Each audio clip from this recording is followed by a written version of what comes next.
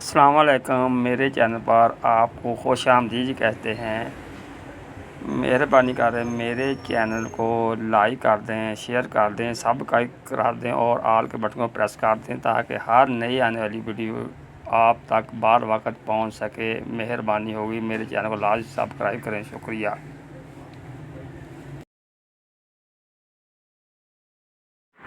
بسم اللہ الرحمن الرحیم۔ آج آپ کو یتیم کی کفالت کرنے والے کا ایک واقعہ سناتے ہیں کہ یتیم کی کفالت کرنے والا کبھی بھوکا نہیں مرتا، کبھی غریب نہیں ہوتا۔ آپ آج اس کی ایک حقیقی کہانی سناتے ہیں۔ یہ کہانی شام میں پیش آئی جس سے ایک درزی کے مالک نے بیان کیا ہے۔ کہانی کے راوی کہتے ہیں، میں ایک درزی کے کارخانے کا مالک تھا اور میری ایک ہمسائی تھی جس کا شوہر فوت ہو چکا تھا اور اس نے 3 یتیم بچے چھوڑے تھے۔ ایک دن وہ میرے کارخانے میں آئی اور کہنے لگی، اے فلاں، میرے پاس ایک سلائی مشین ہے جس پر میرا شوہر کام کرتا تھا۔ ہم اس پر کام کرنا نہیں جانتے۔ میں چاہتی ہوں کہ ان یتیم بچوں کی حفاظت کروں۔ کیا میں اس مشین کو آپ کے کارخانے میں لا کر آپ کو کرایہ پر دے سکتی ہوں تاکہ مجھے کچھ آمدنی ہو اور میں اپنے خاندان کا پیٹ پال سکوں؟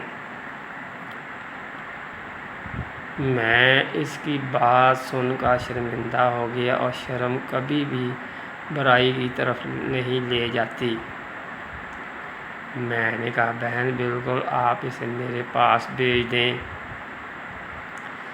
جب اس نے مشین لائی تو میں نے دیکھا وہ بہت پرانا ماڈل تھا اور کسی کام کا نہیں تھا، لیکن میں اس عورت کا دل نہیں توڑنا چاہتا تھا۔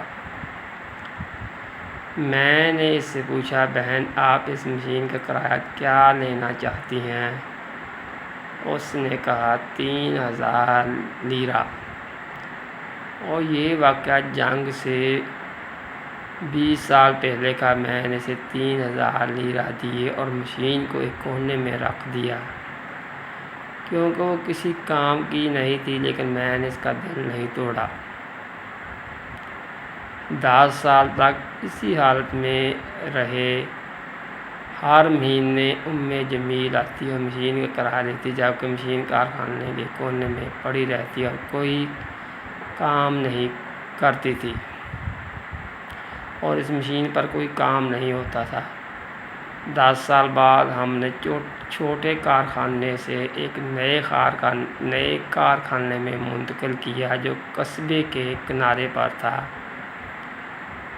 جب ہم سامان منتقل کر رہے تھے تو میں نے کہا، جمیل کی مشین بھی لے جاؤ۔ کارخانے کی مینیجر نے کہا، سر، ہمیں جمیل کی مشین کی کیا ضرورت ہے، کیوں اسے لے جائیں؟ میں نے کہا، یہ تمہارا کام نہیں، بس اسے لے جاؤ۔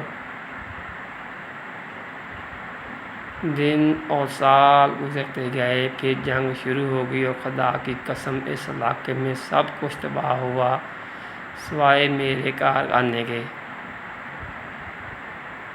جنگ کی وجہ سے جمیل سے رابطہ منقطع ہو گیا۔ ہم نے بہت کوشش کی مگر اس کا کوئی پتہ نہیں چلا۔ ہر بار جب ہم اس کے نمبر پر فون کرتے تو وہ بند ہوتا۔ میرے کارخانے کی مینیجر مجھے چھوڑ کر یورپ چلی گئی۔ 2 ماہ بعد اس نے مجھے فون کیا اور کہا، میں نے خواب دیکھا ہے اور میں چاہتی ہوں کہ آپ اسے ضرور سنیں۔ میں نے پوچھا، وہ کیا خواب ہے؟ اس نے کہا، میں نے خواب میں سنا ایک آواز کہہ رہی تھی، فلاں کو کہو، جمیل کی مشین کی برکت سے ہم نے تمہارے کارخانے کو محفوظ رکھا۔ کہانی کا راوی کہتا ہے، میری جلد کانپ گئی اور آنکھوں میں آنسو آ گئے۔ میں نے کہا، الحمدللہ، اور خدا کی قسم میرے کارخانے سے ایک سوئی بھی غائب نہیں ہوئی، حالانکہ اس علاقے میں سب کچھ تباہ ہو گیا۔ عبرت: نیکی کے کام برائی سے بچاتے ہیں، نیکی کام برائی سے بچاتے ہیں۔